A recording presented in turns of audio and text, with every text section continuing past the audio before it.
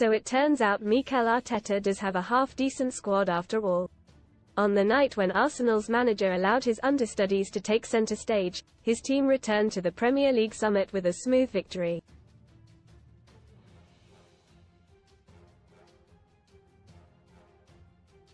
Arteta made 5 changes, his most significant rotation since 2021, and saw fringe player Emile Smith-Rowe play a major role in both of the first-half goals which effectively ended the contest.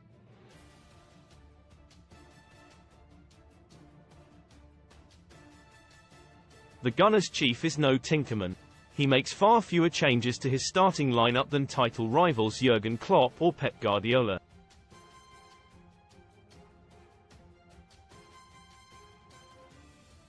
And the feeling was that a lack of depth might be Arteta's undoing as he spins plates between the Premier League and Champions League, without having serious trust in his backup boys.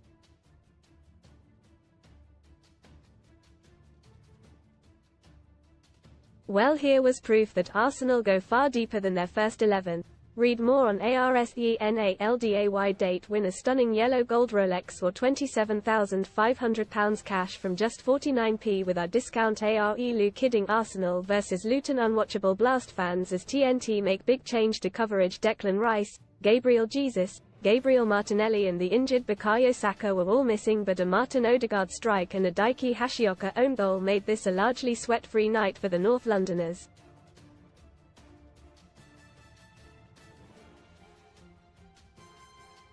Smith-Rowe, Thomas Partey and Leandro Trossard were all influential for the hosts, and all are capable of making meaningful interventions during the title run-in.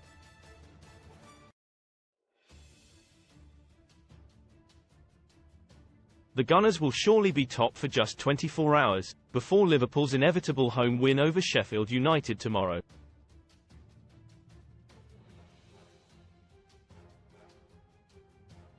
But this was a victory which suggested Arsenal may have staying power down the final straight.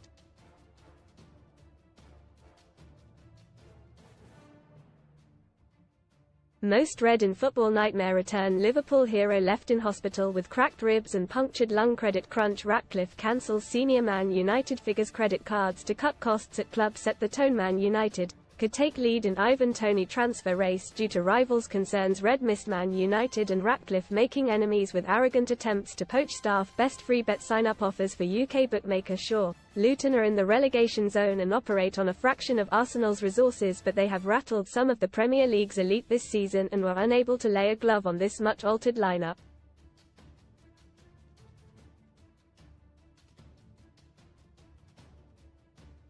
Smith-Rowe, still only 23 but something of a forgotten man after 2 injury-riddled seasons, fitted in perfectly as Arsenal backed up Sunday's creditable, but almost unwatchable goalless draw at the Etihad with something more entertaining.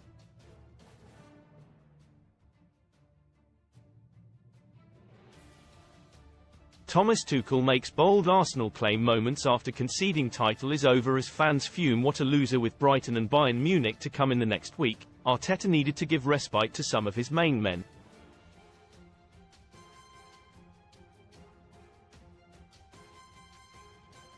His selection turned an apparently routine fixture into something more interesting.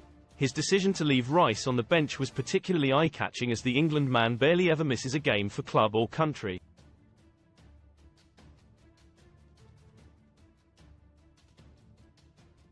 It might have made eyes light up in the Luton dressing room. Rob Edwards' side had come close enough to upsetting Arsenal's first 11 before they fell to a 4-3 defeat at Kenilworth Road this season.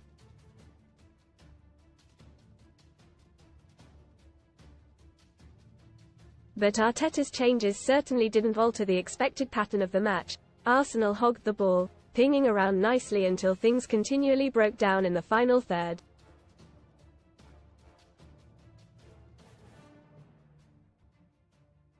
Partey was orchestrating from the anchor role, Odegaard was busy and inventive, but Kai Havertz, at centre-forward, was making one of his frustrating starts. Still, midway through the first half, Arsenal were in front and Smith-Rowe played a key part, robbing Pelly Ruddock Mpanzu 30 yards from Luton's goal.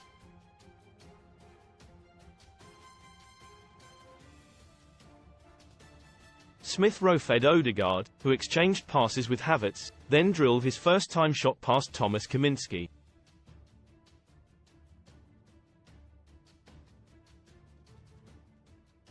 Luton joined in for a while.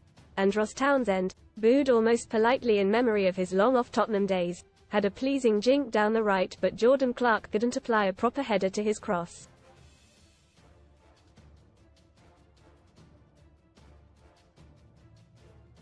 William Saliba added a touch of the banger car to his Rolls-Royce status when he followed through heavily on Daiki Hashioka, but ref Craig Pawson played on, and while Luton's Japanese defender was stricken, Smith Rowe had a close-range shot pushed away by Kaminsky.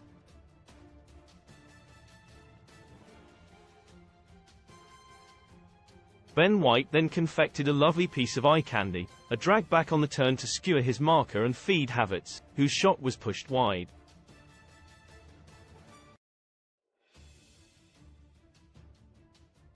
The second goal was coming, and it arrived courtesy of 3 of those called off the bench by Arteta.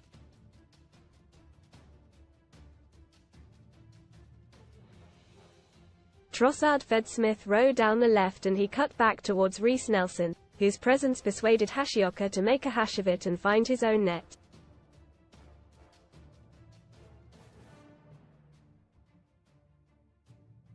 The second half was largely uneventful. Takehiro Tomiyasu, on as a sub, curled a shot narrowly wide, but Arsenal were managing the same wisely enough.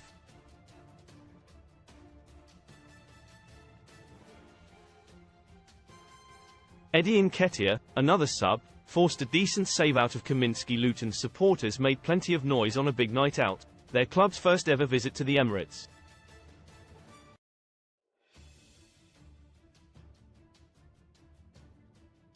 The older among them will remember the Hatters defeating Arsenal to win the 1988 Littlewoods Cup in a vintage Wembley final.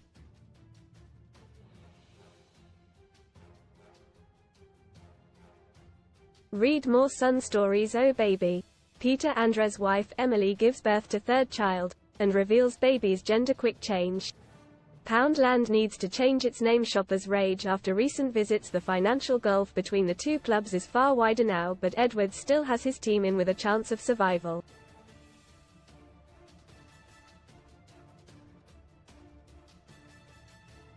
The Hatters may well be back here next season, and Arsenal may yet greet them as champions of England.